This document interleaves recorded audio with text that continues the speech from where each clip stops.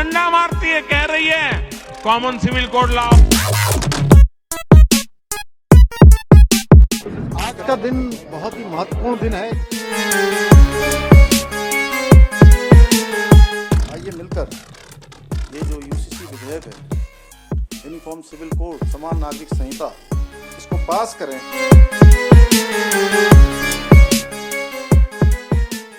Hello दोस्तों, नमस्कार। Exist academy में आप सभी का हार्दिक स्वागत एवं हार्दिक अभिनंदन है। चलिए आज हम लोग संविधान की इस श्रृंखला में एक महत्वपूर्ण टॉपिक लेकर के आए हैं, यूनिफॉर्म सिविल कोड, समान नागरिक संहिता, जो डीपीएसपी का भाग है, जो अनुच्छेद 44 में मेंशन है। ठीक, तो चलिए शुरुआत करते हैं। सबसे पहले समझते हैं समान नागरिक संहिता क्या होती है, समान नागरिक संहिता का बैकग्राउंड क्या था, कब से इसकी शुरुआत हुई और यह किस कानून के तहत आते हैं, क्या यह भारत में लागू होना ज़रूरी है या सभी राज्यों में लागू होना ज़रूरी है, पहले कहाँ पे लागू हुआ, कौन सा राज्य है जहाँ पे पहले से ही यूनिफॉर्म सिविल कोड लागू है। इन समस्त बातों को हम लोग एक ही क्लास में समझने का प्रयास करेंगे। चलिए तो शुरुआत करते हैं। सबसे पहले समझते हैं समान नागरिक संहिता, इसके बैकग्राउंड की ओर।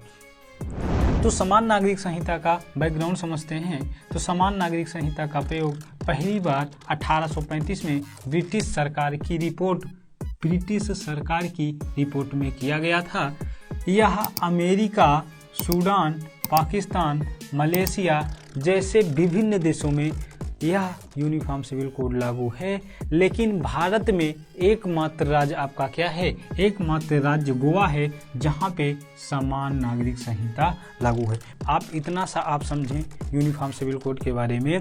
यूनिफॉर्म सिविल कोड यह इसका हिस्टोरिकल जो बैकग्राउंड है, 1835 में ब्रिटिश सरकार ने इसका जिक्र किया या अपने रिपोर्ट में प्रस्तुत की पहली बार। बातें समझ में आई।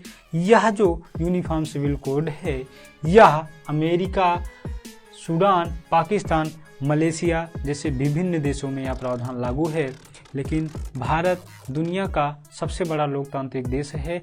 यहाँ पे सिर्फ एक राज्य में केवल और केवल गोवा में यूनिफॉर्म सिविल कोड लागू है। बातें समझ में आई।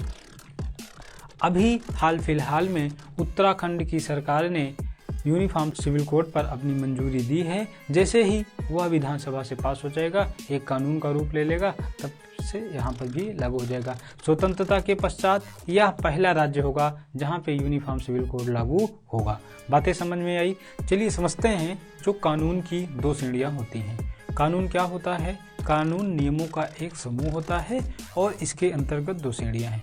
एक श्रेणी का नाम है आपका आपराधिक कानून, एक के तहत आपराधिक कानून रखा जाता है और दूसरे के तहत सिविल कानून। तो सबसे पहले समझते हैं आपराधिक कानून क्या होते हैं।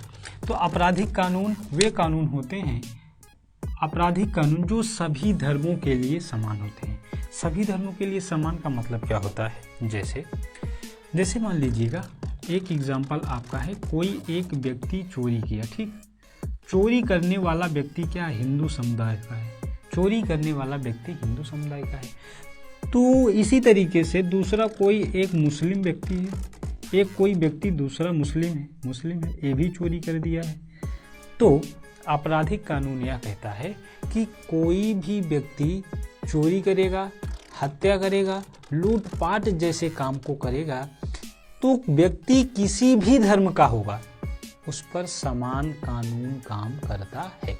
मतलब जो सजा चोरी करने वाले हिंदू व्यक्ति की होगी, वही चोरी करने वाले व्यक्ति मुस्लिम और अन्य समुदाय के लोगों पर भी होगी। क्या मेरी बात को आप समझ पाए? आपराधिक कानून क्या आप लोग अच्छे से समझ पाए? नहीं समझ पाए तो दूसरा एग्जाम्पल समझिएगा। जैसे कोई एक व्यक्ति है, एक व्यक्ति ने कोई क्या कर दिया, हत्या कर दी। तो मान लीजिए हत्या करने वाला व्यक्ति हिंदू है और दूसरा कोई एक अन्य व्यक्ति है जो उसने भी क्या कर दिया, हत्या कर दिया, और वो दूसरा हत्या करने वाला व्यक्ति क्या है, मुस्लिम है। तो इस हत्या करने वाले व्यक्ति पर वो हिंदू हो, मुस्लिम हो या अन्य समुदाय के लोग हैं, एक व्यक्ति पर जो कानून काम करेगा वही सारे समुदाय पर काम करेगा, सभी धर्मों पर काम करेगा। यही आपका क्या है, आपराधिक कानून। क्या बात समझ पाए? एक व्यू में आप और समझिए। जैसे चोरी करने वाला व्यक्ति हिंदू है तो इनको 3 माह की सजा हुई है या 3 माह की सजा का प्रावधान है, तो इनकी भी चोरी करने पर मुस्लिम वाले भी चोरी करेंगे या अन्य व्यक्ति जो अन्य समुदाय का है वो चोरी करेगा तो 3 माह का ही प्रावधान होगा। आपराधिक कानून सभी धर्मों के लिए समान होते हैं। आपराधिक कानून के अंतर्गत चोरी, हत्या, लूटपाट, डकैती जैसी चीज़ें आती हैं जो एक तरीके से समाज को क्या करती हैं, समाज को प्रभावित करती हैं। ये होता है आपका क्या, आपराधिक कानून। बातें समझ में आई। दूसरी बात को समझते हैं, सिविल कानून क्या होते हैं। सिविल कानून कुछ विषयों में समान नहीं होते हैं या सिविल कानून जो होते हैं कुछ विषयों में समान नहीं होते हैं। मतलब जैसे शादी विवाह का कोई मामला हो गया, तालाक का कोई मामला हो गया, गोद लेने का कोई मामला हुआ, बच्चे को गोद लेने का कोई मामला हुआ, संपत्ति का यदि कोई मामला है, तो इन सब पर सिविल कानून में उन धर्म से रिलेटेड जो ग्रंथ हैं या धर्म का जो लॉ कहता है उस पर काम किया जाता है। जैसे आप समझिएगा ऐसे, जैसे मान लीजिए हमने कहा सिविल कानून की कुछ विषयों में सिविल कानूनों में समानता नहीं है, जैसे विवाह हो गया। अब देखिए विवाह का एग्जाम्पल समझिएगा, ये सिविल कानून में क्यों। देखिए जैसे मान लीजिए हिंदू विवाह अधिनियम है, तो हिंदू विवाह अधिनियम में हिंदुओं के लिए शादी का अलग प्रावधान है। मुस्लिम पर्सनल लॉ जो शरीयत कानून है, इसके तहत मुसलमानों के लिए एक अलग से शादी विवाह का नियम कानून है अलग है। इसी तरीके से आपके ईसाई, जैन, अन्य जितने भी समुदाय के लोग हैं सबका एक पर्सनल कानून है उस धर्म से रिलेटेड। उसे के अनुसार शादी विवाह, तलाक, बच्चे को गोद लेना और संपत्ति का पूरा मैटर सॉल्व किया जाता था। तो एक बात बताइए, ये सारी चीजें अलग हैं या नहीं है। देखो हिंदू विवाह अधिनियम जैसे मान लीजिए कि महिला के लिए 18 वर्ष है, 18 वर्ष का मान लीजिए प्रावधान है, और पुरुष के लिए कितना प्रावधान है, मान लीजिए पुरुष के लिए 21 वर्ष का प्रावधान किया गया है या नहीं। लेकिन मुस्लिम पर्सनल लॉ में अगर महिला 13 वर्ष की हो गई हैं, कोई भी लड़की 13 वर्ष की है, यदि उसका यौन आरंभ माना जाता है तब से ही शादी कर सकती है। हिंदू विवाह अधिनियम में मान लीजिए ऐसा हो सकता है कि कोई भी व्यक्ति एक विवाह कर सकता है, ऐसा हो सकता है एक विवाह कर सकता है। लेकिन मुस्लिम पर्सनल लॉ में 3 से 4 शादी कर सकते हैं या नहीं। इसका मतलब है कि हिंदू के लिए विवाह, शादी, तलाक का कानून अलग है, मुस्लिम के लिए अलग, सिख, ईसाई, अन्य धर्मों के लिए अलग अलग है या नहीं। इन्हीं सभी को एक करने के लिए अनुच्छेद 44 समान नागरिक संहिता का प्रयोग किया जाना चाहिए, जिसे हम लोग कहते हैं यूनिफॉर्म सिविल कोड। क्या मेरी बात को आप अच्छे तरीके से समझ पाए? क्या आपराधिक कानून और सिविल कानून समझ में आया?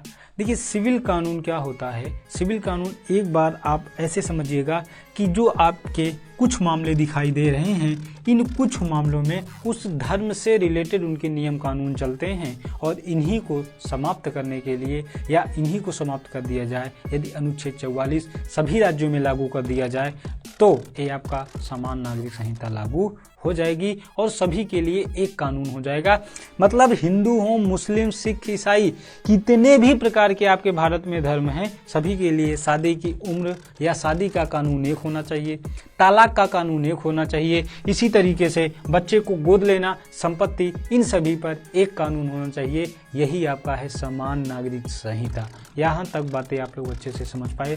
अभी तक हम कुछ भी नहीं समझाए, थोड़ी सी पृष्ठभूमि के बारे में बताए और आपराधिक कानून क्या होता है, सिविल कानून क्या होता है, इनके बारे में चर्चा किए।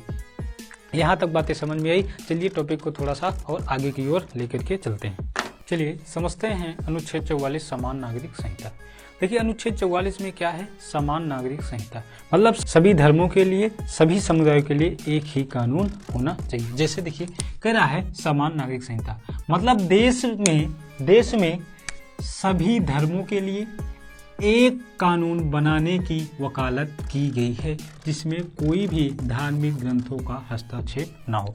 अनुच्छेद 44 कहता है कि सभी धर्मों के लिए, सभी समुदायों के लिए एक ही कानून होना चाहिए, उसमें किसी भी प्रकार के कोई भी धार्मिक ग्रंथ हस्तक्षेप ना हो। मतलब हिंदू विवाह अधिनियम खत्म, मुस्लिम पर्सनल लॉ खत्म, मतलब कोई भी कोई भी धर्म के लिए कोई विशेष कानून नहीं होना चाहिए, सभी के लिए एक कानून की मांग की जाती है। यह आपका क्या है, अनुच्छेद 44 है। इसमें कोई भी धार्मिक ग्रंथ आपके हस्तक्षेप नहीं होंगे। जो कानून होगा हिंदू मुस्लिम जितने भी भारत में धर्म हैं सभी के लिए एक होना चाहिए सभी मामले में। बातें समझ में आई? चलिए आगे देखिए, सुप्रीम कोर्ट के समय समय पर सुप्रीम कोर्ट के डिसीजन भी आते रहे हैं और डिसीजन में भी सुप्रीम कोर्ट ने सरकार को यह कहा कि सुप्रीम कोर्ट ने सरकार को एक बार यह कहा कि अनुच्छेद 44 को सरकार को लागू करना चाहिए या एक तरीके से बेकार पड़ा हुआ आर्टिकल पड़ा है। इसी तरीके से डिसीजन दिया गया। देखिए जैसे कह रहा है मोहम्मद अहमद शाह वर्सेस शाह बानो केस। देखिए इसमें क्या हुआ था, इस केस में सुप्रीम कोर्ट ने एक तलाकशुदा, मतलब क्या है, मोहम्मद अहमद वर्सेस शाह बानो केस, इस केस में सुप्रीम कोर्ट ने एक तलाकशुदा मुस्लिम महिला की याचिका पर सुनवाई करते हुए एक याचिका के पक्ष में निर्णय देते हुए कहा कि जो व्यक्तिगत कानून है इसको प्राथमिकता न देकर के भारत के कानून CRPC को प्राथमिकता दी जाए। बातें समझ में आई? मतलब सुप्रीम कोर्ट का सीधा सा निर्णय यह था कि जो आपके व्यक्तिगत कानून हैं इनको प्राथमिकता ना देकर के भारत के कानून CRPC को प्राथमिकता दी। बातें समझ में आई? मतलब सीधा सा यह है कि सुप्रीम कोर्ट ने समय समय पर अपने डिसीजन में या अपने निर्णय में यह बताया कि यह अनुच्छेद 44 एक खराब पड़ा हुआ आर्टिकल रह गया है, इसको सरकार को लागू करना चाहिए। बातें समझ में आई? तो यह था सुप्रीम कोर्ट का रुख।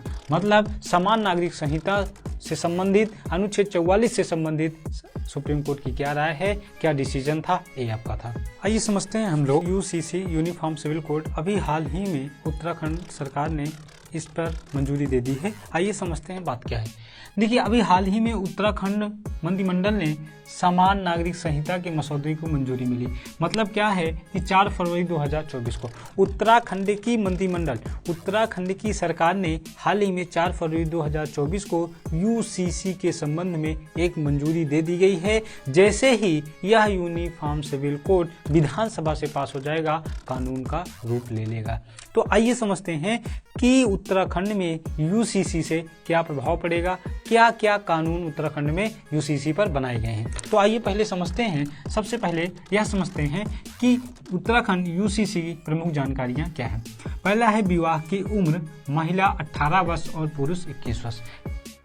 जबकि मुस्लिम पर्सनल लॉ क्या कहता है, प्यूबर्टी का मतलब होता है जब कोई भी लड़की या कोई भी महिला यौन प्रारंभ हो जाता है तभी जाकर के शादी कर सकती है, और वह 13 वर्ष माना जाता था। लेकिन अब ऐसे कानून को क्या कर दिया गया है, समाप्त कर दिया गया है। दूसरी बात कर रहा है नाबालिग के बच्चे के बीच यौन गतिविधि। दूसरी बात को आप अच्छे तरीके से समझिएगा, जो यौन गतिविधि में है और नाबालिग है, नाबालिग बच्चों के बीच यदि यौन गतिविधि होगी तो वह क्या होगा, अपराध माना जाएगा। और बाल विवाह भी क्या होगा, प्रतिबंध होगा। मतलब बाल विवाह पर भी प्रतिबंध लगाया गया है। बाल विवाह भी क्या है, एक तरीके का अपराध है। ये है उत्तराखंड के दूसरे नियम।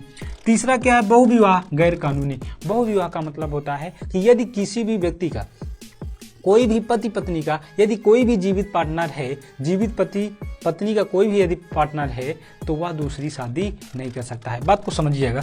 बहुविवाह गैर कानूनी, बहुविवाह गैर कानूनी, यदि आप पति पत्नी कोई भी जीवित पति पत्नी है तो आप दूसरा विवाह नहीं कर सकते हैं। यदि तलाक का मैटर होगा तो तलाक का जो मैटर होगा वह दोनों को एक कारण बताना पड़ेगा। महिला है पुरुष है, जो तलाक का आधार होगा उसका एक रीजन बताना पड़ेगा, जो दोनों सेम रीजन की वजह से तलाक लेना चाहते हैं।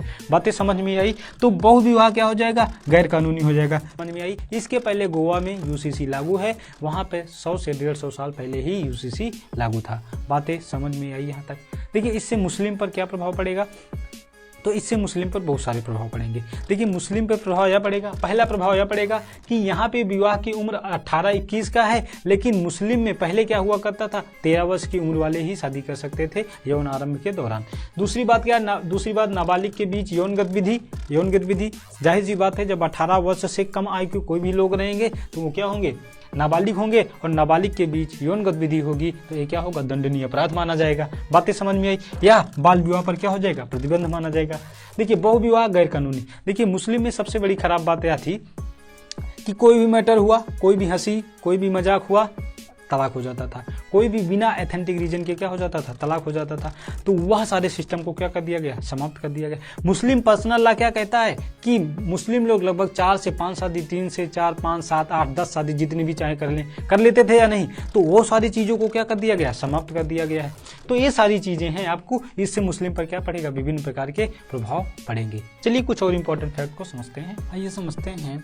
उत्तराखंड में एक बहुत महत्वपूर्ण बातें थी, लिव इन रिलेशनशिप। इसका मतलब क्या है, यदि कोई भी व्यक्ति, कोई भी महिला या पुरुष, लड़का या लड़की शादी के पहले यदि रिलेशनशिप में है, तो रिलेशनशिप होने के पश्चात आपको उस दौरान आपको एक वहाँ के अधिकारी को सूचना देना यह पड़ेगा कि हम लोग रिलेशनशिप में हैं। यदि आप उस रिलेशन को समाप्त करते हैं तो उसकी भी सूचना आपको अधिकारी को देना पड़ेगा।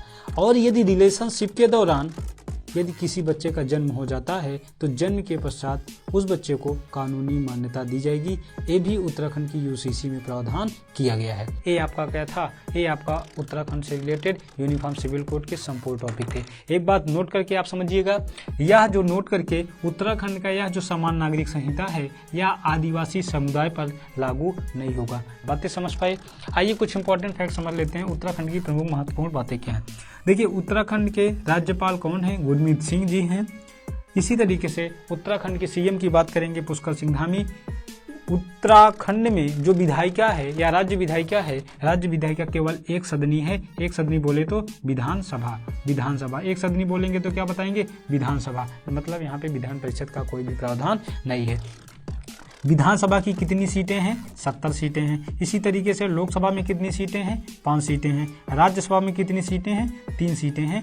ये मेरे दोस्त आप लोगों का उत्तराखंड से रिलेटेड, यूनिफॉर्म सिविल कोड से रिलेटेड जितने भी आपके महत्वपूर्ण टॉपिक थे हमने अच्छे से कवर कराने का प्रयास किया। यदि किसी भी व्यक्ति को यूसीसी पर कोई भी प्रकार का यदि डाउट है तो आप कमेंट सेक्शन में ज़रूर बताएं। और हाँ, एक लाइक ज़रूर करें, चैनल को लाइक करें, शेयर करें और सब्सक्राइब करें। Okay, thank you.